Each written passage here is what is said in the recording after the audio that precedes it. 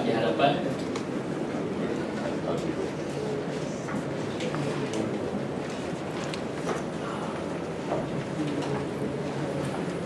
Bismillahirrahmanirrahim.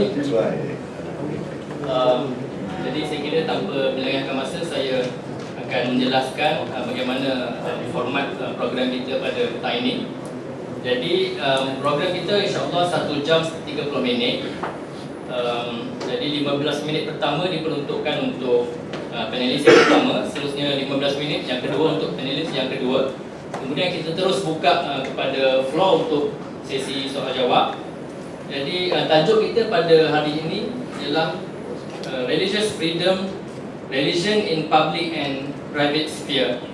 Jadi apa yang terbayang di kepala saya ialah dua perkara. Yang pertama, bagaimana kita mengekspresikan identiti keagamaan kita di ruang awam, dan bagaimana kita mengamalkan agama kita, mengamalkan tuntutan agama kita di ruang peribadi.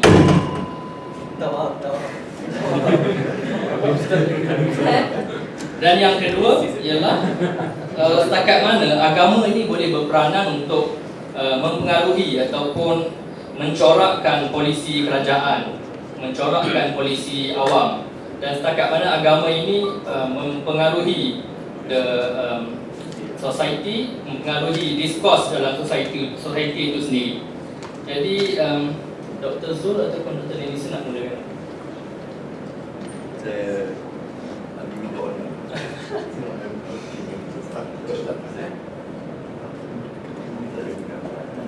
Betul boleh? Boleh lah. Okey. Saya mulakan dengan Dr. Dzulkefly Hasan ke Dr. Dzulkefly Ahmad untuk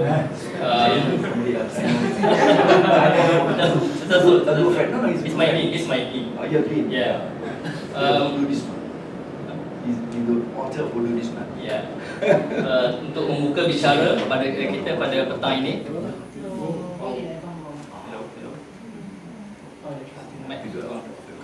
Ya. Sorry. Okay, Dr. Zul, bagaimana kita memainkan peranan dalam mengekspresikan agama kita di ruang awam, dan setakat mana Dr. Zul selaku pengarah strategi bagi Parti Amanah Negara, bagi satu parti Islam, ya, Parti Islam ni adalah saya kira sektor kedua terbesar dalam ruang awam selepas kerajaan dan selepas institusi agama di ruang awam. Jadi bagaimana agama di ruang awam ini? Assalamualaikum warahmatullahi wabarakatuh. Salam sejahtera semua. Alhamdulillah. Saya akan ucap dalam bahasa Melayu. Mungkin juga kalau ada yang semua boleh faham bahasa Melayu. Ya, okey. Boleh kot kan? Not so sure tu ya. Atau mungkin saya bilingual. Trilingual pun tak apa. Dan saya mulakan dengan sekali lagi mengucap terima kasih kepada pihak penganjur, ya, Institute of Leadership and Development Studies, ya, saudara Moderator, saudara Luqman, dan yang berbahagia Datuk Denison. Baik, dan yang istimewa kawan-kawan dan saudara-saudara yang sudi hadir untuk ke program ini. Saya difahamkan ini adalah salah satu daripada program tahunan, dan pada petang ini saya berkongsi pentas ini dengan Dr. Denison. Baik, saya sebenarnya masih lagi memerhatikan tajuk yang sangat menarik ini, kerana tajuk ini ya memanggil kita secara terbuka dan berani untuk membicarakan sesuatu yang hari ini sangat hangat, ya, dalam pentas awam, dalam public discourse. Dan atas tajuk ini saya bercadang untuk membawa saudara dan tuan-tuan berkongsi pandangan saya. Saya tidak mau present tajuk ini dalam bentuknya akademik. Saya boleh membuat persiapan secara ilmiah dan secara akademik, lalu saudara-saudara nanti akan terkial-kial memahami bahasa saya. Jadi selalunya saya akan kalau saya tidak mau kalau saya mahukan orang lebih faham, jadi saya tidak buat persiapan apa-apa.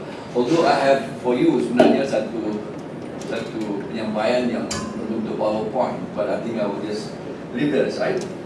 Saya akan secara lebih selesa, ya, sekadar untuk berbicara dengan saudara sekalian. Baik, sudah fully listed to this. Bercakap tentang kedudukan saya selaku seorang Muslim dan berpandangan dan mengambil penglibatan saya dalam pentas politik, saya perlu ada sesuatu jalur ataupun sesuatu pendekatan, satu school, ya, satu metodologi, satu cara, dan tentunya mengambil satu pahaman dalam pendekatan saya. Saya secara terus terang adalah, saya mengakui saya adalah seorang dulunya Islamis Demokrat, sekarang ini sudah menjadi Muslim Demokrat. Ada beberapa perkara penting yang boleh kita kongsikan untuk memahami perkara ini, tapi di luar tajuk saya petang ini, ya. Baik, bagi seorang Muslim, ya, agamanya itu, ya, saya faham ada beberapa kawan-kawan yang beragama Kristian, mungkin Buddha, some of you are maybe agnostic, bertiga. Tahu, kita hari ini kita berbicara secara terbuka untuk memahami bagaimana saya sebagai seorang political practitioner mengambil agama saya yang merupakan the driving force, ya, atas yang menggerakkan saya dan memandu saya dalam setiap langkah dan tindakan saya. Itulah kedudukan agama saya. Saya dibimbing oleh agama dalam bentuknya perilaku saya sebagai seorang pribadi dan hubungan saya dengan Tuhan atau Creator, ya, yang menentukan saya the vertical relationship saya dan Tuhan. Dan bagaimana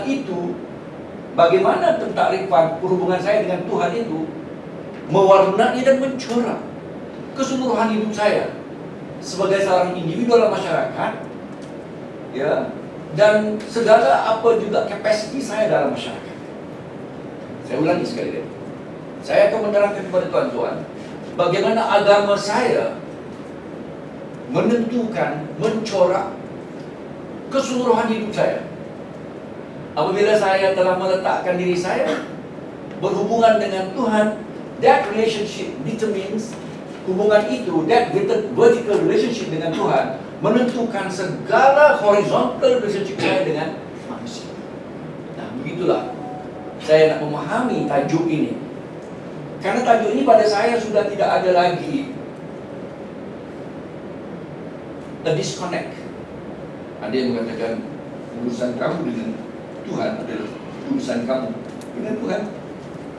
It should not, ya, tidak seharusnya, ya, menentukan dan mempengaruhi hubungan kamu dengan manusia. Nah, saya menerangkan kepada tuan-tuan from the outset, pada mulanya, hubungan saya dengan Tuhan, that private relationship with God Almighty, Allah, the Creator, determines the entire,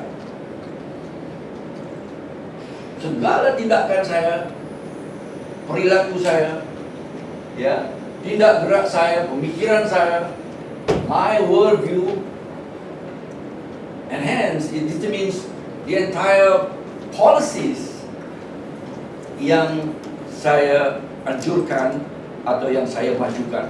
It determines my political advocacy sekaligus. Boleh faham, Moderator, ya? Lalu pada saya, bagaimana hubungan that private practice ataupun that private relationship ataupun that apa yang dikatakan sebagai ruang individu, ruang private itu yang dikatakan sebagai almost orang hari ini paham dengan artinya the rituals, how the rituals determines the person I am in the society that I'm in. Dan sebagai kapasiti seorang political actor Ia menentukan saya, menentukan kegiatan politik saya, my social activism, my political activism, and the entire thinking process.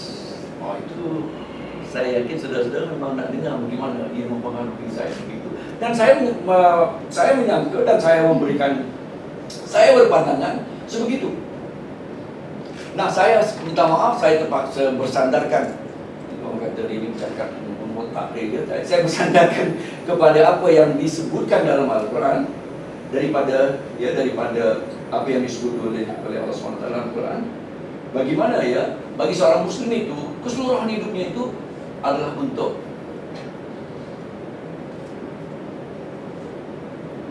mencari, ya, how he, ya, membawa dirinya untuk mencapai that relationship with God Almighty.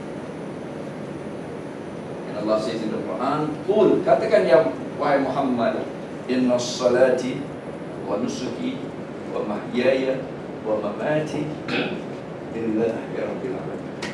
Say, O Muhammad, my prayer, my devotion, my entire life and death. What is the purpose? Lillahi rabbil alamin. So bagi seorang Muslim, ini kedudukannya. Dia tidak ada langsung pemisahan. I don't want to use the word secular. Dia tidak ada langsung pemisahan hidupnya, hidup mundane-nya dengan hidup spiritualnya. Hidup, apa dia kata, hidup hariannya dengan hidup ukhrawinya. His mundane life and his spiritual life is all tied up. Izinkan saya menggunakan satu lagi verse. For a Muslim, dia diminta oleh Allah SWT dalam Quran, "Wabtaghu fima ataka Allahu darul akhirah, wa la tansa nasibaka minad dunya." Susah dia nak terima ayat. Carilah segala apa jua habuan kamu untuk akhirat. Untuk dunia, jangan kamu lupakan. Now, this is so fundamental kepada saya. Bukan saja kepada saya, kepada pemahaman Islam itu sendiri. A Muslim, once a Muslim, ya, sebaik saja seorang Muslim itu menentukan hubungannya dengan Tuhan in the form of akhirat, in the form of spirituality, lalu kehidupan dunianya itu terletak pada tempat yang sebetulnya. Masih lagi dalam bentuk falsafah, ya. Saya masih lagi memandang muka yang belum nak berapa faham. Baik, saya ambil itu sebagai mukadimah saya. Dengan maksud kata saya, kehidupan private life of a Muslim determines his entire public life. Saya ambil contoh sekarang. Saya berikan contoh. Ambillah perkara yang paling ritual bagi seorang Muslim. Apa dia? Sembahyang. Rukun Islam itu berbeda di atas 5 perkara. Ya. Selepas kita ambil solat. Nah, sembahyang itu bagi orang yang memandang kita itu, dia memandang kita perform the prayer. Ya, perform sujud. Dan 3-4 ketika sembahyang itu ataupun in the mosque atau surau. Pada dia, itulah dia. That ritual that you do paling tidaknya 5 kali sehari. Nah, bagaimana contoh, bagaimana sembahyang ini menentukan saya di luar tikar sembahyang itu. Bagaimana saya bertindak? Bagaimana, how is my behavior, my relationship yang saya akan sebut tadi, relationship saya dengan manusia, sembahyang tadi dengan Tuhan. Tapi how that sembahyang itu menentukan tindakan saya dengan manusia di luar 4 penjuru tikar sembahyang itu. That is how the private affairs of a Muslim in his relationship with Allah, with his God, dengan Tuhan, menentukan. Saya hanya mengambil satu saja ayat Al-Quran di sini. Sebab saya tak guna akal saya. This is not from my own. No, I base it on the verse first, and then I will illustrate you through my logical thinking. Allah Subhanahu wa Taala sebut dalam Al-Quran begini. Inna salata tanha 'anil fahsya'i wal munkar. Verily, inna salat, your prayers will enable you to shun from vices and evil doings. Nah, sekaligus, maybe I cannot be elaborating for long. I'll just give you one example how the rituals of prayer determines that I, in my daily dealings, should not ever entertain. Sepatut dan sewajarnya dan semestinya solat saya tadi menghindari saya daripada melakukan apa jua bentuk fahsya wal munkar, dalam bahasa mudahnya adalah kezaliman kepada manusia lain. Solat saya menentukan saya merupakan seorang pribadi yang saja bukan maksud saya tadi itu adalah saya tidak boleh dalam hubungan saya dengan Tuhan yang cukup baik. Tapi bila saya keluar dari ketika sembahyang saya melakukan kezaliman ke atas orang lain. Bila saya ada economic transaction, mungkin saya berniaga dengan dia, saya tipu dia. Contoh, saya ada berjanji, saya ingkari. Ya. Saya lupa bahawa dalam agama juga tak boleh berlaku perkauman, saya sangat resist. Ya. Atau apa juga yang lain. Ya. Ataupun ambil apa pun. Ya. Jadi maknanya saya dalam hubungan saya dengan manusia, walaupun hubungan saya dengan Tuhan baik, sembahyang 5 waktu, lupa dai sembahyang, tapi tak mudai dia sembahyang. Tapi bila dia keluar saja daripada 3-4 sembahyang atau keluar dari masjid, he becomes completely entirely someone yang semacam tidak ada agama. Bagaimana sembahyang saya tadi dengan kedudukan saya sebagai seorang individu dalam masyarakat? Luqman, ini dia dalam bahasa yang paling mudah yang saya sebutkan pada round yang pertama tadi. How a Muslim, ketika dia beramal dengan the private rituals of his life, determines his entire, menentukan corak, segala corak hidup dia, morality dia, akhlak dia, ya, pemikiran dia, yang kesemuanya kembali kepada agama. Dan agama itu apa? Pada kemuncaknya menjadi satu yang sifat agama itu yang dia dukung itu adalah agama yang memberikan wa ma arsalnaka illa rahmatan lil alamin. Agama yang memberikan rahmat, mercy untuk seluruh, bukan hanya manusia tu, untuk sekian alam manusia dan segala creation of Allah. Jadi ketika begitu, maka seorang pribadi seperti saya, a Muslim Democrat, will, in the course of my interaction in this world, akan mengambil syariah itu, akan mendukungi tujuan syariah itu. Apabila saya seorang yang so-called practicing Muslim, lalu terjemahan dalam public policy saya adalah mendukungi agama yang saya dukung dalam 43 sembahyang tadi, menyembah Tuhan dalam bila saya beribadat. Itulah juga cara saya membawa diri saya dalam segala interaksi dunia saya, politik saya, sosial saya, cultural saya, seluruhnya adalah untuk membawa dukungan dan objektif syariah. Dalam bahasa paling mudah, apa tujuan syariah itu? Memberikan, ya, ataupun the ultimate of the purpose of syariah, the higher intent of syariah is to bring about total well-being to humanity. Lalu, jangan tengok jam tu. Teman-teman, saya nak rumuskan. Lalu, di sinilah hubungannya. Saya hanya mengambil contoh sembahyang. Itulah hubungannya. The private life ataupun the private relationship of a Muslim with his Creator determines his entire policies when he is interacting vis-a-vis humanity. So, vertical relationship determines the horizontal. Vertical relationship of man with his Creator determines his relationship of man with man. Boleh ya? Itu conceptual sikit lah, tapi saya cuba untuk menerangkan kepada saudara-saudara bahawa inilah dia yang ramai tidak faham kenapa Islam itu is a way of life. Islam is a concept the concept in Islam is, because Islam is not a religion as such, because religion in the Western conception is about your relationship with God Almighty. But in the context of Islam and also other religion pun ada juga maksudnya the system and the way of life. Saya tidak menafikan itu. Tetapi dalam konteks Islam yang saya cuba anjurkan, yang saya cuba bentangkan tadi, memanglah kalau kita lihat dari sudut itu, maka memang Islam itu is a way of life. Kerana segala perbuatan kita sebagai perbuatan ibadat dengan Tuhan menentukan muamalat dengan manusia. So, disitulah round the clock almost. Tak ada ruang dalam seorang tindakan seorang Muslim ni where he is a sort of, so to say, dia punya ruang untuk bebas lepas daripada tadi.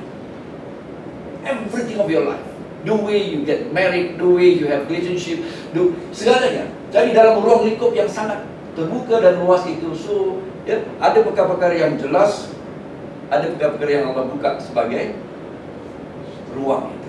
Dan dalam politik, saya sebutkan sikit, dalam politik, dalam hal-hal muamalah manusia ini, the social human interaction itu, banyak perkara-perkara yang diberikan Allah ruang, the space, the public space.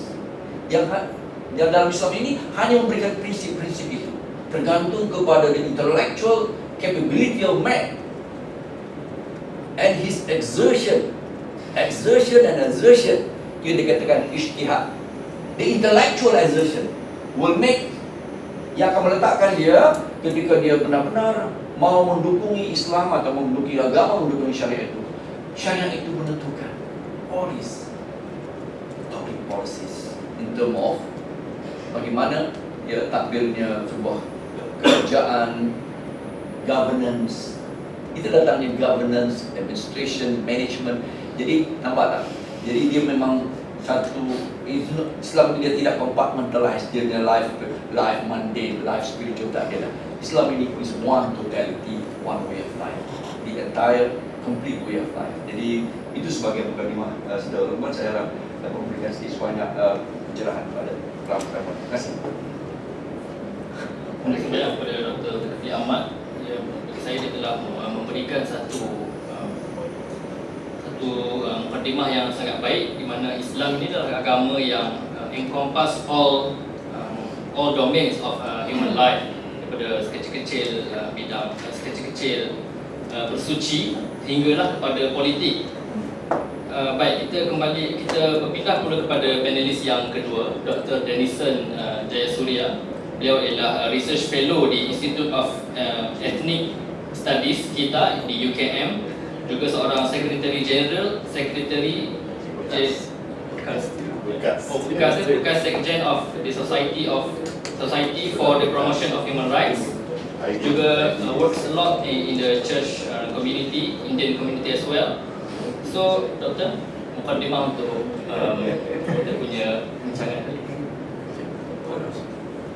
Thank you. Terima kasih atas jemputan ini. I think it's a great honor to be with Dr. Zul.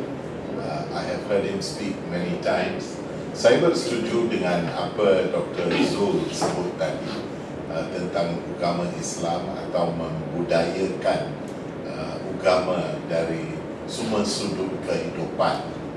Masalah sekarang adalah orang Hindu pun berfikir seperti itu di negara India. So Hinduism, dia nak bring back the golden era of Hinduism. So dia nak semua orang hidup cara Hinduism, dari kecil sampai akhir dengan bertakbiran, melihat sejarah India dan sebagainya. Dan juga kita ada masalah bila Myanmar berfikir seperti Sri Lanka, bahawa mereka nak beri kepentingan kepada agama Buddha dan agama-agama lain bukan rasmi, ataupun kalau ada pun it is subservient to the agama yang majority. So polemik politik ni adalah tension dengan majority dan minority. So sekarang kalau kita melihat politik US dengan Donald Trump, dan sokongan yang beliau dapat oleh orang kulit putih dengan beragama Kristian berbeza dengan orang Kristian di lain tempat, sebab mereka membesarkan isu-isu perkauman orang kulit putih berbeza dengan Kristian berkulit hitam dan sebagainya, dengan Mexico dan sebagainya. So di sini saya nak walaupun saya setuju dengan Dr. Zul, and I think in principle he also agrees to me, but there is a fine line between personal life in the public arena and the state using religion sebagai kuasa untuk hambakan rakyatnya, di mana mereka politikkan agama ataupun menggunakan pengkuat kuasa melalui agama di sini. Bukan, this is not just a problem in the way politicians use religion. Baru-baru ini kalau you melihat di negara China sekarang, cabaran yang amat besar adalah untuk orang Kristian di negara China. So dia nak turunkan all the cross. This is not from extreme Islamic, so dari peringkat pandangan komunis, dia nak all the cross to be removed dan gambar Jesus ke apa tukar kepada presiden negara China macam Mao Zedong dulu atau Stalin. So ini menggambarkan agama dulu macam waktu Rome, mereka menganggap emperor sebagai tuhan mereka, dan political subservience, patriotism, symbolism, you nak ikut arena politik lah. So di sini I'm just making a fine line. Saya bersetuju that kita nak percaya kepada Tuhan ataupun apa-apa perkataan yang digunakan supaya kita menghidup satu kehidupan yang genuine. So it's not just empty words, not just empty prayers, sebab di Bible juga you can go and pray or you can fast. Tapi kalau you hina orang lain atau you oppress the poor atau you tak bayar gaji yang sepatutan atau adil kepada dia, Tuhan tidak akan menerima doa kamu dan sebagainya. So that's also in Christian teaching, dan mungkin dalam agama-agama lain juga.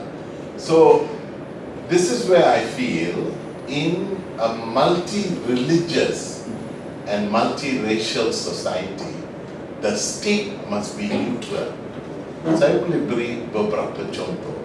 Bukan saya tidak sebut di tiap negara mereka mungkin ada satu agama. Bukan, perlembagaan tidak menggunakan istilah agama rasmi. Islam adalah negara persekutuan, agama negara persekutuan. Dia tidak menggunakan istilah agama rasmi, walaupun adalah agama majority. So kalau saya gunakan perlembagaan sebagai satu dokumen antara kumpulan yang berbilang kaum, berbilang agama, maka kalau banyaknya disentuh kepada satu agama, ada banyak tensionnya. Sebab itu menjadi macam agama majority.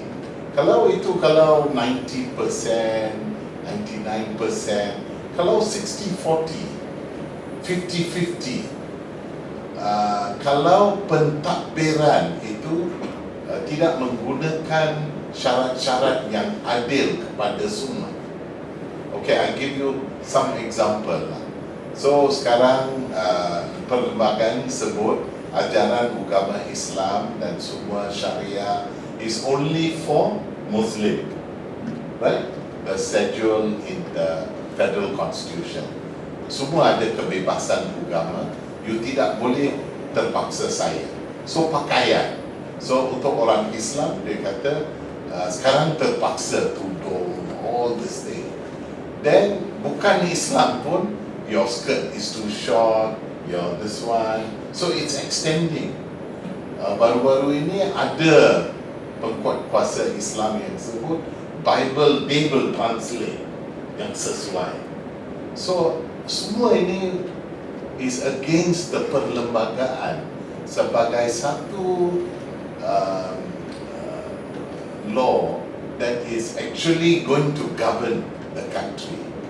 So if so the system has to be adil. So you can't use Sharia law on non-Muslim. So itu tidak dibenarkan oleh Federal Constitution. So are we an Islamic state or not? How do you impose Islam and the rules of Islam to the majority, from the majority to minority, or even among the Muslim community? This is when the state uses. So macam ini. Contohnya, my church was raided by enforcement. Okay, I say this is not the cara orang Melayu lah. Budaya orang Melayu yang beragama Islam, dan mungkin kalau menggunakan prinsip persetia and moderation, that is not the way. How is the way? So I'm now Islamic enforcement. I feel something is wrong here. So I might come there and then jumpa dengan pemimpin dan minta the church leader ke apa, kami ada complain, we want to discuss. Bukan macam raid a nightclub. So you raid the church like a nightclub, or you raid a temple Hindu seperti itu, mewujudkan perasaan. So we call the police. Police bantu kami, but the police said. So when I checked, when my church was lepas itu, I checked with OCPD Petaling. Dia kata bukan polis yang raid, polis accompany. Then we contact other people lah. Sebab bila mereka turun, dia tidak menggunakan satu cara bidi bicara, compassionate, caring. Bila mereka raid Bible Society, kalau you dengar cerita-cerita orang yang ada sana, macam group of gangsters mau pecah pintu, pecah gate. Is that the style of Islam? So we are saying no, it cannot be. So it's an abuse of religious power. So sebab itu, siapa neutral sekarang? So kalau orang Hindu sudah ada pokok temple mereka, macam di Shah Alam dulu 2008, that's how kerajaan negeri Selangor jatuh dulu. So what happened? So we are saying, sebab kuil-kuil itu dulu pada waktu British atau sebelum kita ada guideline sudah dimula. So orang Hindu berbeza dengan orang Islam. So kalau ada 10 rumah, mungkin dia sudah wujudkan satu tempat. So then ladang itu sudah tukar ke lain tempat, tapi itu tempat masih lagi ada dia punya temple. You tak boleh just come and roboh, pecah, tendang, tidak hormat dengan orang lain. Kalau mereka gunakan, sebab majoritinya adalah orang pengkuasa Melayu dan orang Islam yang buat itu. So saya sebut, lebih baik kerajaan tempatan ada satu sistem di mana mereka berbincang, beri masa, lepas itu mereka keluarkan. So this is using religion untuk menghambakan rakyat atau tekutkan rakyat. So dalam satu masyarakat berbilang kaum, lebih baik agama itu jadi a private entity. Tapi private pun mestilah adil, bukan korup, bukan seksual. Macam saya tidak minum arak. So it doesn't mean only Muslim don't drink arak. I also don't drink. I don't gamble. But I'm not saying I'm a perfect person lah. Before God, I'm also a sinner. orang yang berdosa. So we have to ask God to forgive us. We have to live a right life. So ini dari private sphere. So private sphere, I will live an upright life. I will bring my children up in the right way. Bukan immorality, bergaduh-gaduh, no morals dan sebagainya. So religion for me is the total way of life for me. Sebab saya takut, sebab saya selalu ingat Tuhan akan melihat apa yang saya buat. So it's also coming because I'm also monotheist. Okay, walaupun ada orang Islam sini kata Christians are not monotheist, but I believe I'm a monotheist. So ada ketakutan masa akhirnya you have to face your creator. So kalau kita melihat bagaimana we relate, so in a multiracial and macam orang Islam di Amerika, di England, di Myanmar, di India, kalau you gunakan prinsip majority-nya akan control, nanti orang Islam atau orang Kristian tidak ada laluan. So di sinilah kita menggunakan garis hak asasi manusia, di mana artikel 18 of the UDHR says religion is your right, fundamental right.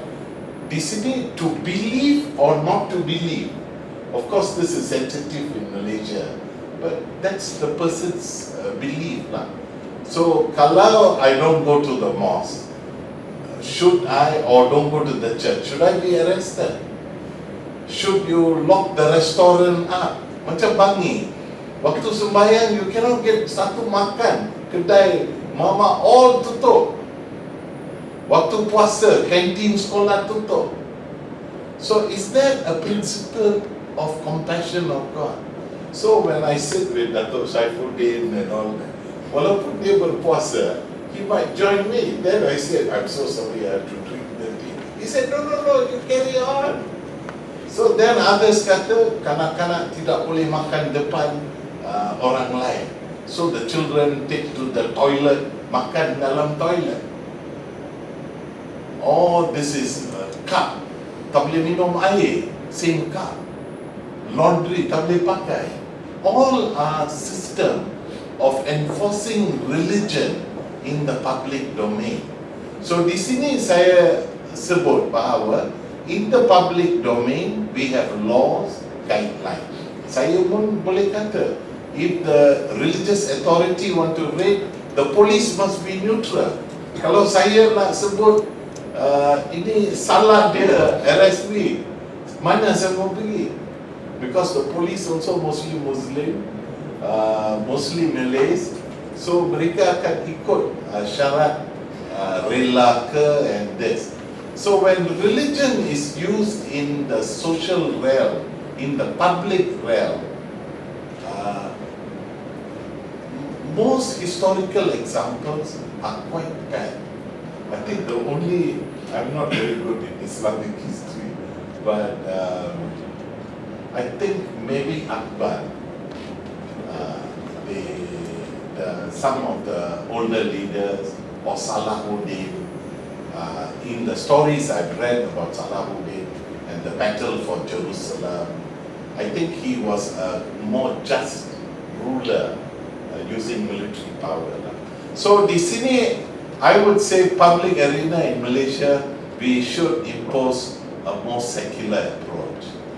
So because what I'm saying is, so it cannot just be the majority. The majority must also respect the minority. Agama Kristian ke mana. So I give you a scenario. Saya hari itu pergi ke Sabah. I buat kajian lah, akan umbi di Sabah, di kawasan-kawasan Kudat, you know. I was shocked to see that the kampung 100% are orang Kristian duduk di kampung. Gereja dari pertengahan kampung itu, maybe 50 houses, 100 houses, ada padang, ada sekolah. Then when you talk to them, dia orang semua takut pegawai persekutuan. sebab mereka gunakan tadika untuk convert the little children.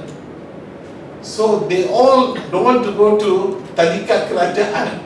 They all tubuhkan tadika melalui gereja mereka.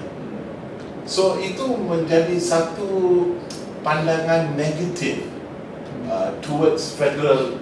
The federal actually not, I don't know whether politician or what, but it's the civil service lah pentadbir. So di mana agama digunakan untuk agenda tertentu, dan itu ada impak kesan yang negatif. So kalau kita nak adil, bukan saja untuk sistem di Malaysia, tetapi di Sri Lanka, di Philippines, di mana orang Mindanao itu berfikir tidak adil, kerajaan Filipina, ataupun di Thailand untuk orang Muslim di selatan Thailand, atau di tempat-tempat seperti Myanmar dan sebagainya, lebih baik kita ada agama digunakan sebagai prinsip kehidupan sesuatu orang. Prinsip-prinsip itu mungkin boleh digunakan, tetapi tidak boleh digunakan sebagai satu alat politik atau pentadbiran untuk menghambakan rakyat agama dia sendiri atau agama lain. Mereka mesti ada satu laluan atau satu mekanisme supaya ada penselesaian hal ini. So itulah pandangan saya permulaan. Okay. Terima kasih Dr. Denison, satu pendahuluan yang cukup baik juga. Secara kesimpulannya saya boleh katakan doktor cuba menyatakan bahawa there is a rise in Islamofascist in this country, the creeping Islamization, as some would say, taking place right now in Malaysia. And saya rasa banyak juga yang kita boleh berbeza pandangan dengan kedua-dua panelis. Dan saya kira ini masa yang sesuai untuk saya buka kepada floor untuk bertanyakan soalan. Soalan pastikan ringkas dan padat, dan beritahu ditujukan kepada siapa, beritahu nama dan juga daripada mana, dan tujukan soalan kepada siapa. Silakan. Ustaz. Ya. It's nice to have Dr. Zul and Dr. Denison here in the session.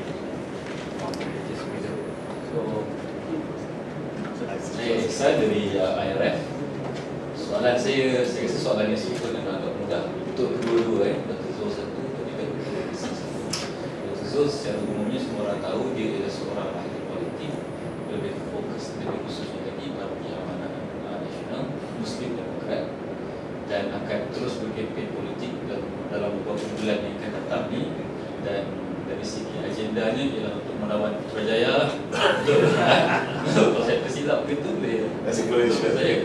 Cuma soalan saya ini, katakanlah berjaya menawan Putrajaya atau orang kata kan? Betul. Jadi saya rasa antara, walaupun saya rasa Pakatan Harapan itu tidak membuat perbincangan detail tentang keputusan kabinet, tapi kalau ada salah seorang pemimpin yang paling kena atau sesuai untuk nak mengetuai jabatan untuk dicakim lah katakan, saya mungkin agaknya mungkin Dr. Zul sendiri ataupun salah seorang daripada Parti Amanah. Soalan saya gini, kalau Dr. Zul ataupun sesiapa daripada Parti Amanah memegang jabatan kerajaan yang kalau ikut bajet 2018 atau bajet sampai 1 bilion, mempunyai staff almost 1 bilion. Sekali more, kemajuan Islam overall sekali 1 bilion. Soalan saya, apa yang mungkin berbeza, yang mungkin akan diketengahkan sebagai polisi berkaitan dengan kemajuan Islam berbanding dengan apa yang ada sekarang? Itu untuk Dr. Zul. Soalan untuk Dr. Denison. Dr. Denison juga seorang, bukan ahli politik secara pastinya, tapi seorang ahli akademik dan juga seorang yang involved dalam NGO yang mempromot dialog dengan antara kaum dan agama yang quite intensif. Saya rasa saya dari segi pengajian, saya belajar sosiologi di UCAM. apa yang saya perasan over the past few years dan juga saya punya interest utama khusus berkaitan dengan agama. Kajian-kajian research yang banyak mengetengahkan hubungan antara agama, civilization, dialog. Saya rasa agak problem kita sekarang ni tidak terlalu rapid, tidak terlalu berkembang. Sama adakah itu kerana ada sekatan dari institusi sendiri ataupun tidak dipromote self, sama ada di peringkat akademik atau di peringkat universiti sendiri. Cuma saya rasakan dia sangat terbatas di Malaysia. Kalau kita nak bandingkan dengan banyak negara-negara lain, sama ada di Indonesia ataupun di negara-negara barat lebih utama lagi.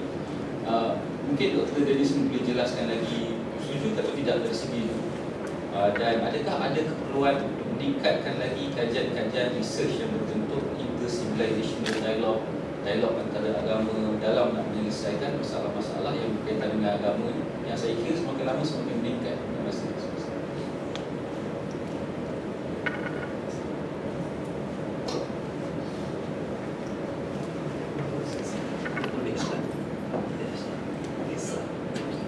Assalamualaikum dan salam sejahtera. Jadi saya berminat untuk bertanya mengenai, so kita sekarang bercakap mengenai freedom of religion, kebebasan dalam beragama. Dan kita tahu Malaysia ni disebutkan isu agamanya merupakan isu sangat sensitif kan. Sebab Malaysia sangat unik, kita dah ada berbilang kaum, tapi actually tak ada betul-betul majoriti kaum yang pegang 80% or 90% lah. That's why kita sangat unik dalam beragama. Dan saya perasan dalam kita berkaitan dalam 3-4 tahun ni, isu-isu agama makin menular. Sebagai contoh, kes yang akan jadi kes isu salib satu. Kemudiannya isu rampasan Bible, isu kalimah Allah. Dan yang paling latest yang kita semua tahu, isu Oktoberfest kan. Jadi bagaimana, ini soalan lah, bagaimana kita sebagai orang biasa, orang awam yang tidak terlibat dengan pembuat dasar, yang tak terlibat dengan politikal ke apa, macam mana kita untuk bersikap terhadap perkara-perkara begitu? Sebab biasanya isu-isu ni banyak dimainkan oleh political party for the sake tak tahu apa kan, mungkin untuk kelangsungan politik dia orang ke apa ke. Jadi macam mana kita sebagai orang biasa, kita nak bersikap, tak tahu bersederhana ke atau bersikap yang baik lah, supaya benda ni tak menjadi isu yang sangat besar. Sebab benda ni rugilah, sebab di tempat yang mana Malaysia ni, mana keagamaan kita mudah kita boleh tengok, kita boleh berjalan di satu jalan yang mana ada Muslim, ada Kristian, ada Hindu dan ada lain-lain, tapi tak saling membunuh lah. Dan ini satu benda yang kita kena pegang lah. Jadi macam mana kita nak bersikap terhadap benda itu, sama ada dari sudut pandangan seorang Muslim dan sudut pandangan agama lain. Terima kasih.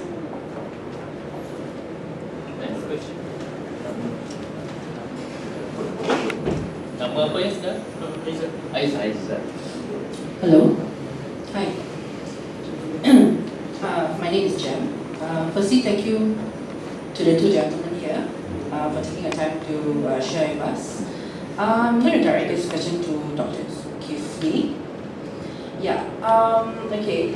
You spent the last 19 minutes passionately extolling the virtues of your religion. I understand you're very passionate about Islam. And okay, I've got a few questions actually.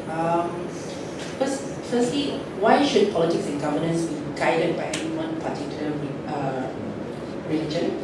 And can you explain how and why you think your brand of political Islam and governance suffices to govern a multi-racial and multi-religious society? I'm not talking about country because realistically you won't be able to govern the whole country. But for example, let's say if you have a representative of government that takes over a certain state or a certain area, right? Yeah. So how would you approach issues that are affecting non-Muslims? You know, is there anything within your purview that that you'll be able to solve? More specifically, what is your stance on Muslims who refuse to be bound by Islamic laws, and how about ex-Muslims as well? Yeah, like for example, if you have issues in, let's say, your representatives area who has, let's say, there's an ex-Muslim with an issue, they want to convert out, will you be able to help them? Yeah, that's all. Thank you.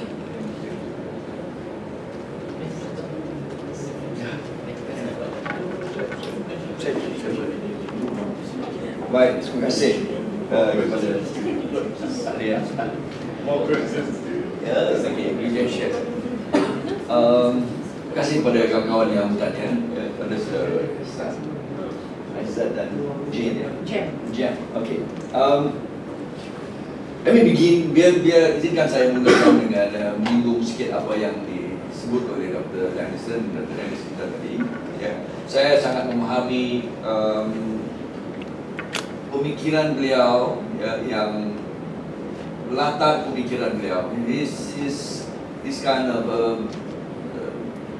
the backdrop to his thinking, yang dalam bahasa yang digunakan oleh Luqman sebentar pula bila dia merumuskan ancient apa yang tadi yang sebutkan, sangat khawatir, ya, dengan the creeping Islamization, istilah yang digunakan. Although Dr. Denison tak guna istilah itu, tapi dia merumuskan begitu. People say that's the better way of putting it. Jadi saya mau meletakkan pemikiran saya dan sebagai seorang parti pimpinan Parti Amanah Negara, dan saya mulakan dengan menyebut dengan bertanya apakah sudah pernah atau sempat membaca antara tulisan saya yang mutakhir dalam The Edge, yang keluar dalam The Edge Market Daily juga, saya tidak silap saya diambil di situ, on my say, where I wrote on why, rather tajuknya itu, must Islam be at all with multiculturalism? Question mark. Kerana bagi pandangan, I could understand that the demography is not 95-5 or 80-20. It is more or less very mixed. Malaysia, demographic makeup metric is about 60-40, maybe slightly more now. Yeah, 37, 54 pun lebih putra. Ya, kalau Muslim itu lebih kecil, ya. Lalu saya terangkan kedudukan Islam dalam perkara itu. How Islam recognizes the claim to the right of others, and particularly dalam bentuknya dalam pendekatan religionnya. Jadi saya sebutkan, I got to give quote the verse of the Quran, where God says, had God will, ya, kalau Allah mahukan seluruh manusia ini dijadikan hanya satu umat, satu agama. Very fundamental. Walau syaa rabbuka la ja'alakum ummatan wahidah. And God will, He would have made the entire humanity to just one humanity, with one region, and that would be a lot easier to manage and administer. But that is not the way. And that is not the sunnah, or that is not the way God created us. And in fact, walakin liyabluwakum fima atakum fastabiqul khairat. Indeed, God has given you the multiplicity of ethnic, it will make you into nations and tribes. And in another verse, so perchance and happily you can recognize one another. And in the verse it's fastabiqul khairat, so that you vie against one another to achieve goodness, righteousness, and all the good things. Now that is fundamental in Islam. The recognition of others as others. Not even relativizing, this is going to be very difficult for you to understand. Not even relativizing it to you. Muslim, the rest, non-Muslim. When I go to the UK, I was studying in the UK, Christian, these are all non-Christian. You don't like to be called non-Christian. You are a Muslim, Hindus, Buddhists, or whatever. But in the UK, you'll be called non-Christian. Just like in Malaysia, you'll be called non-Muslim again. Accept that. UK, which year? Okay. Now, you get to understand that immediately you put someone to be relative to you, you have indeed. Okay. Sebaik saja anda telah meletakkan seorang itu tidak sama dengan anda, lalu anda sudah tidak dapat mengangkat satu daripada kepentingan agama, yakni satu daripada tujuan ataupun satu daripada the imperative of Sharia, the imperative of Islam is to be able to recognize and elevate humanity of karamah insaniyah itu. or if I may put it simply, God has elevated the sons of Adam equal. So that equality is so fundamental. But is it? God says in the Quran, وَلَقَدْ كَرَّمْنَا بَنِي آدَمَ, that He had elevated the entire sons of Adam. The fact that there is this multiplicity of conviction, race, religion, whatever, is a creation of God. And then you got to respect that. And in another verse, if I may quote, once and this verse is addressing, sorry, I'm quite scripturist in this sense, but then I'll lay down my thought. God call on humanity, oh you mankind, like oh you believe. There's a person that goes to say, yeah, you're a oh you believe. But here God says, oh you mankind, we have created you from one man and woman, and from them made you nation and tribe, that perchance you may know each other, not that you despise one another. And the best of you in the eyes of God is the one who is most righteous. And the explanation to one who is most righteous is one that is able, is the one that is best at managing the differences and the multiplicity and the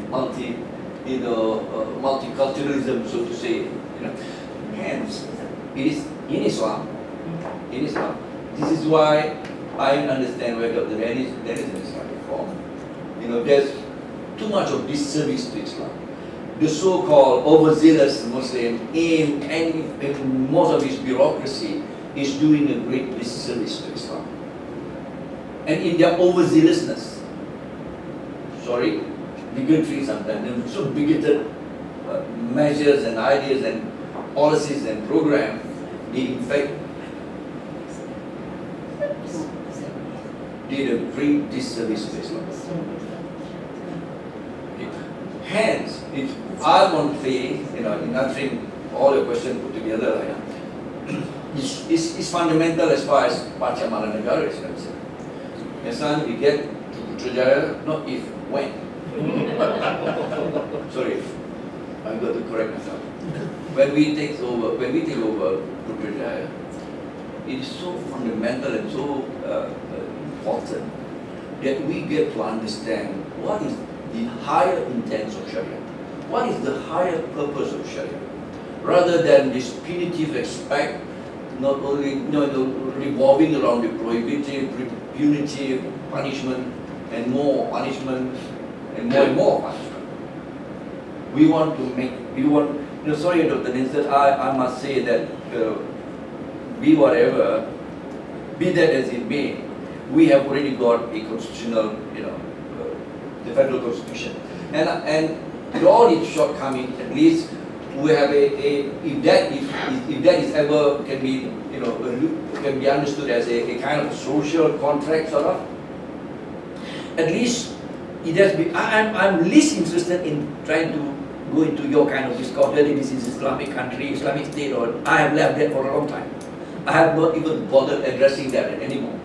What is important to me is how do you get to express, how do you get to translate, how do you get to embody the position of Islam in the constitution as rightly, or however they put it, Islam adalah agama persekutuan yang agama lain diizinkan dilaksanakan, others have the right to practice and whatever. So pada saya, yang lebih penting dalam diskurs kita ini is not to deconstruct. That would be really, you take a contrarian position, you go head on with the majority. I don't think that is wise. I'm talking about a methodological approach here. It is in our conviction that, be that as it may, we have already got a constitution, a federal constitution that is, may not be perfect, but at least you have got all of the cornerstone of a nation building in the constitution. Apa yang menjadi penting sekarang adalah bagaimana the founding fathers for all that they have, segala apa yang mereka perjuangkan, right now you have an abuse of religion. So if you have an abuse of religion, let's get to be taking a corrective measures rather than a deconstructive punya approach, because that would be a revolution. That would really take not even a revolution, a two-third majority. But I think what is important, what is most fundamental is to see, to get to address all this, segala apa yang menjadi apa yang diistilahkan dalam bentuk dalam sebutan Luqman tadi, yang dalam sebutan Dr. Denison memperhambulkan. Now that comes to the crux of my contention, because the overriding purpose of Sharia is justice, and you have here, if you feel that you are being unjustly dealt with, that means you are going against the Sharia, because the Sharia provides for justice of all. And if you remember how the Prophet ﷺ in his days of Medina, how he had, with his leadership, provide for what is known as a totally and entirely an absolute egalitarian society in that Medinan constitution, calling all of them as first-class citizens of that Medinan society, and giving them lahum ma lana wa alayhim ma alayna, giving them to all, just not the Ansar and Muhajirin or the Muslim, but as well to the Christian, to the Sabain, and to all others, the politics themselves included, the right, that to them be their right as to us, and unto them the responsibility as on us. That is a pronouncement of the principle of al-musawa, equality, totally egalitarian. Okay, sorry, panjang the reason why I'm passionate about this, and Amanah is also part preacher, part politician. Yeah, you know me. Is all my politics and because I can't separate that. Sure. I can't separate that in mind. If I may interrupt, Yeah. Jane, Yeah, Yeah. just Yeah. my question, Yeah. because he went on on a different tangent as well. Yeah. Yes. Yeah. you asked about apostasy just now, right? That, beyond you see, that's apostasy. not even the main thing I asked. The main thing Yeah, I I asked don't think is that's how the are you main going to sell your party's political, because this is about freedom, this is Yeah. about politics, right? You're coming there as someone. Jim, I must say that you may be. It's quite unfortunate that it's the first time we met. But the ideology of Amanah, our conviction, our political, the kind of genre of political Islam that we advocate is already, in the parliament everywhere. In Dr. Mujahid's writing, my writing, books that we publish. We really believe that once upon a time Islam was a complete monopoly of a particular political party. At least there are two right now. So there is no more monopoly on Islamic discourse. At least we are able to provide for an alternative. I'm not saying that, I'm not coming from a holy and thou, please. I'm not saying that we are all right and they are all wrong. Please, that's not my approach. But what I'm saying right now is, from a punitive kind of a legal reductionism, everything reduced to just or whatever, we now come to advocate Islam from the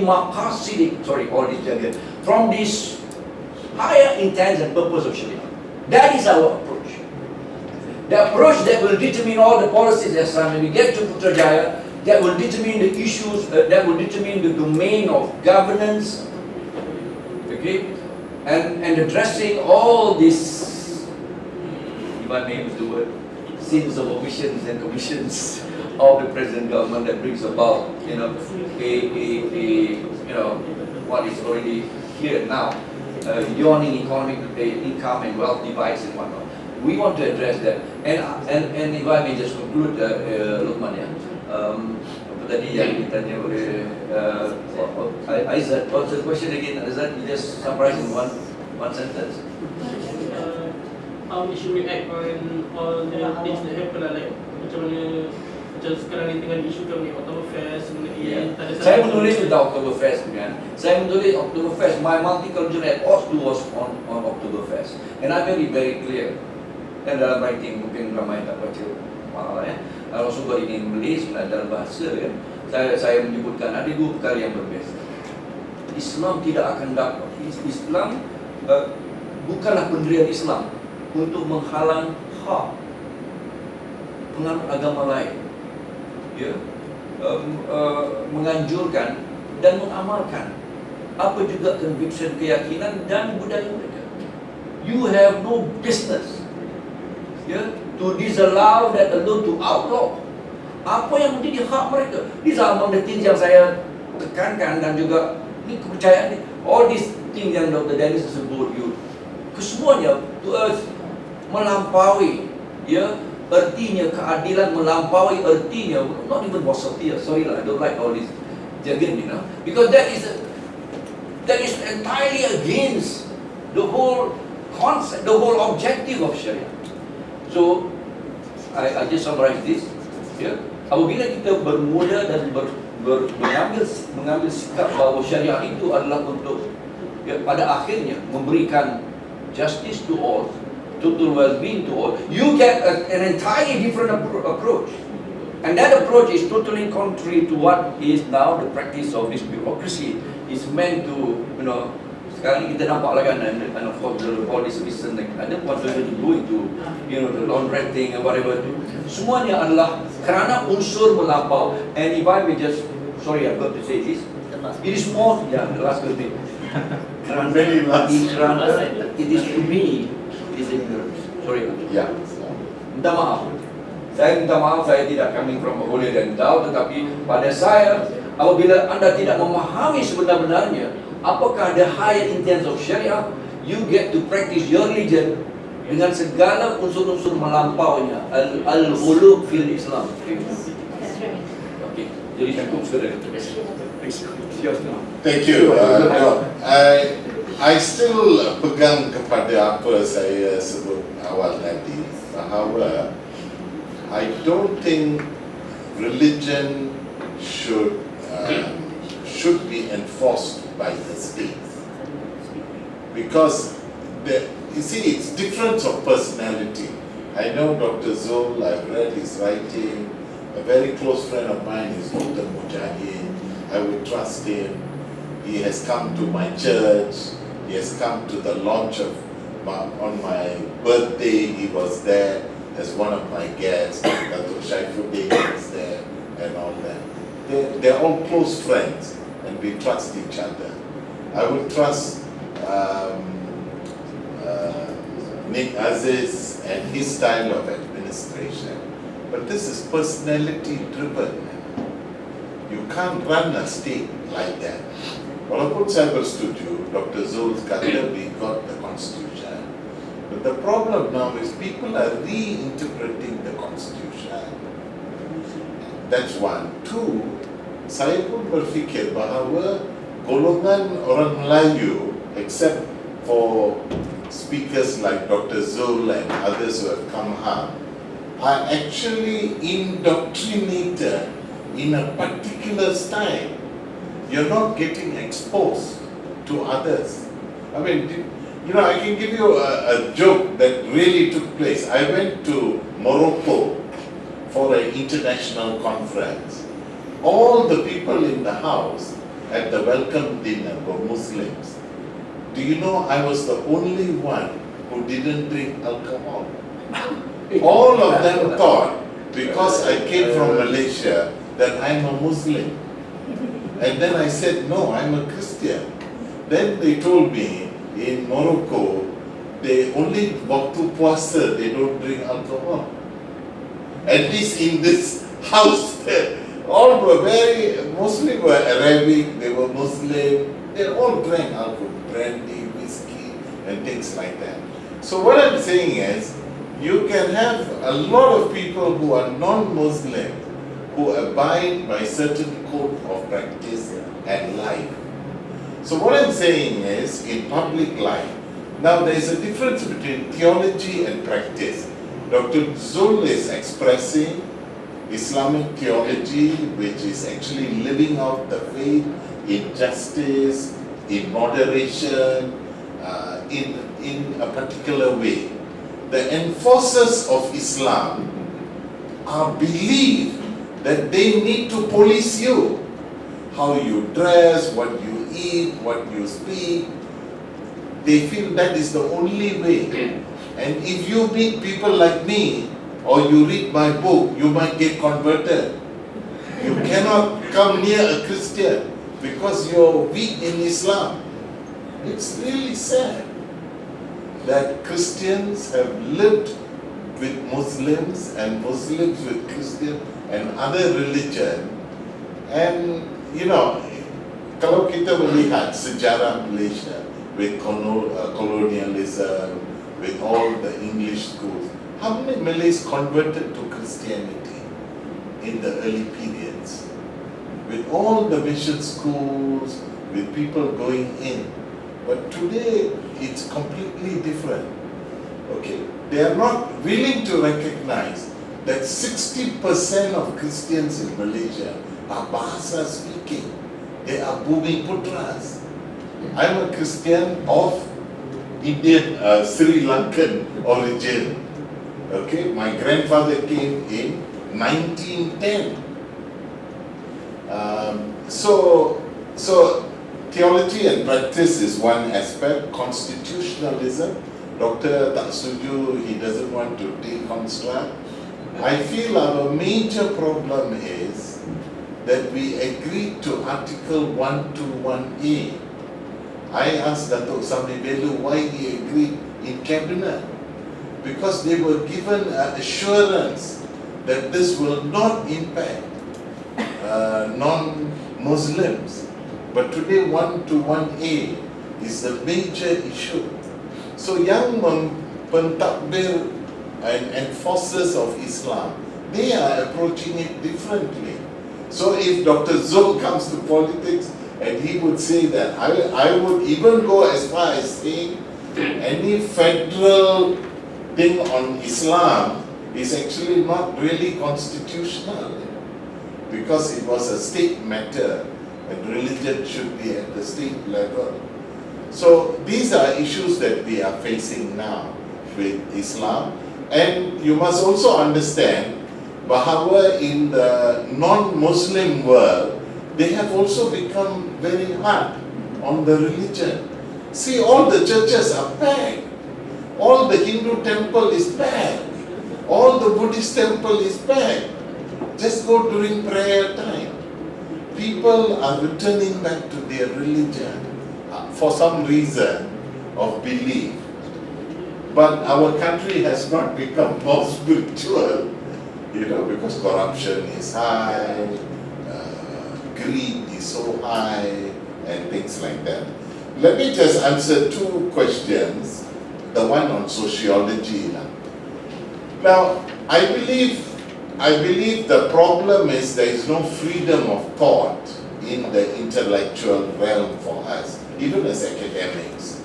So if you are a Marxist today, or you expound a theory that is different, you are penalized, or you don't have the sociologists of the past. Raman Embong and mostly anthropologists. But you don't have the radical social thinkers of the past. You don't have. The universities don't have that in this country. So the intellectual space to discuss, bukan kita nak setuju atau tidak, but we must know position A, B, C, academic A or B. So the cross-thinking, especially in the Malay community, and even in the non-Malay, because they might have moved to other fields like medicine or accountancy. Very little of social thinking, you know. It's all about their career and their job. So this intellectual discourse is something that is actually quite deep. So kalau kita berfikir, there is a field called sociology of religion. So you're a sociologist, but it's a sociology of religion. So a lot of people, Max Weber is not a Christian, but he wrote the book, The Protestant Ethic. So there are many people who study religion as a social phenomena or a movement. without being in that religion, in that sense. So I think that is a problem, and we need to have, like, this discussion is an openness to that. Now, the freedom of religion and all the major problems that we are seeing, that which Dr. Zul didn't want to go that area, I think it's the bureaucracy. I feel it's a bureaucracy. There is a lack of understanding on the constitution. That means they feel Islam is the, and one of the problems, I now carry both the BM version and the English version. Do you know that the BM version, the translation is actually an interpretation? And sometimes in the BM, if you're only a BM reader, maksudnya berbeza, the meaning is different from the original. That's why we are saying you need to go back to this. Tapi ada orang yang kata constitution, I don't believe in the constitution, I will believe in God, or I have a higher document that I will respond to. But this is the contract.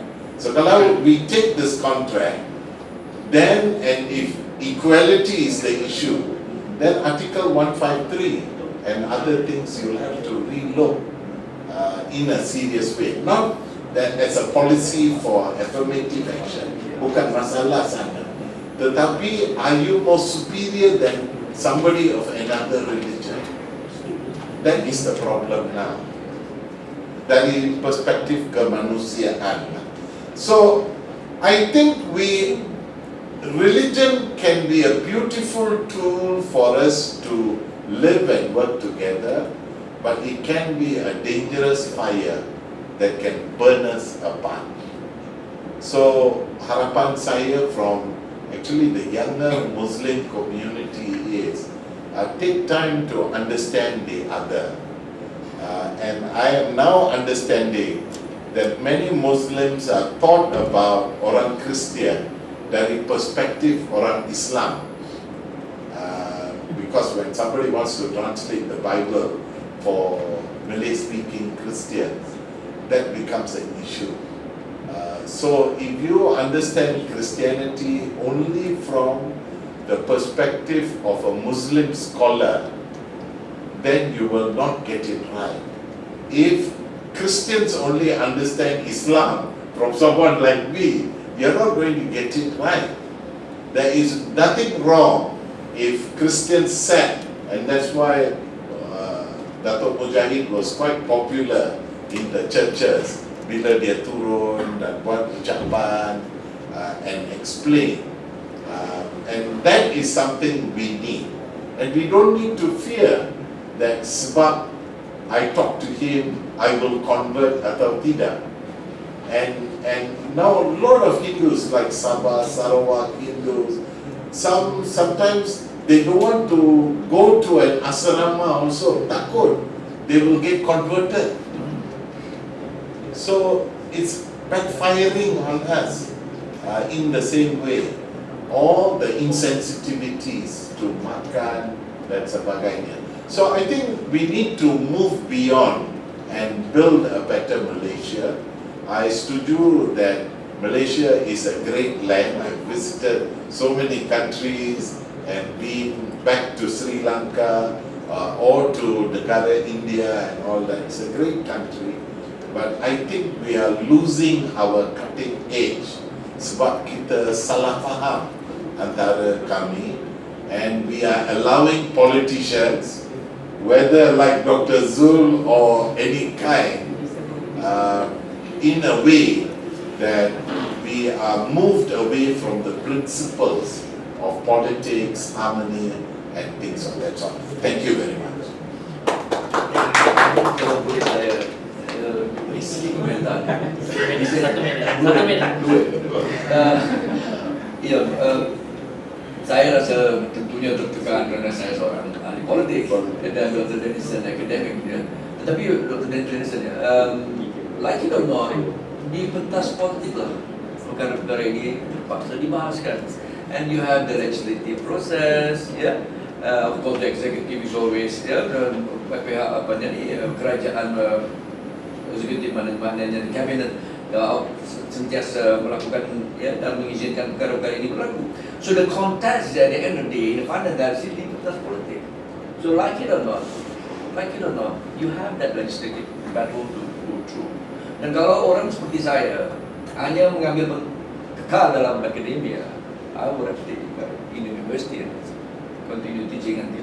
Tetapi saya rasa terpanggil. We have this calling that daripada kita menyaksikan semua ini berlaku, you got to engage, and that engagement, like it or not, is political, and then you got to battle it. So tergantunglah, kepada. So if this is where that space, this is where the apa yang dikatakan sebagai the free enterprise of ideas, that yang kita boleh, saya tidak kata bahawa we are always right and they are always wrong. I think that is the surest way of getting it all wrong. Jadi maksudnya, at least we now, dengan kehadiran dan penampilan Parti Amanah Negara, you have an alternative views to Islam, and you have the bureaucratic views. Then you have the Parti Islam Malaysia PAS punya view. And now you have Amanah. So but immediately you are asking for no religion within the domain of politics. I think that will be. I know where you're coming from, and I've listened to this umpteen times. Tetapi percaya bahawa you can continue to claim for that, ask for that. The fact remain, as you said, religion akan tentunya mengambil peranan dalam negara and nation building. Persoalannya, apakah pendekatan agama yang akan disokong dan didukung oleh rakyat? Itu yang menjadi pertikaian. I think that's where the contest is. And unless you have the contestation there in the domain of politics, you'll never get it done. Terima kasih. Okay. 2 minit cukup. Okay. Second round of question. Ada question lagi ya. Okay. Saya kira dua-dua panelis telah pun conclude, telah pun beri kesimpulan, walaupun banyak lagi isu yang kita tak sempat bincangkan. Isu henna hiyo misalnya, isu tudung untuk pekerja hotel, isu lobby Muslim dan sebagainya. Jadi saya kira asas kepada segala intellectual discourse ialah agree to disagree, masing-masing dengan pendapat masing-masing, it's okay. Dan saya kira kita sudahi dulu sesi kita pada kali ini. InsyaAllah selepas ini pukul 4.30 hingga pukul 6 di Dewan ini ialah sesi political freedom. Political freedom. Lepas ini kita ada minum petang di luar sana, dan kita kembali ke dalam Dewan ini pada tepat jam 4.30 petang. Terima kasih kepada kedua panelis, kepada audiens yang bertanya soalan dan audiens yang dengar. Assalamualaikum warahmatullahi wabarakatuh.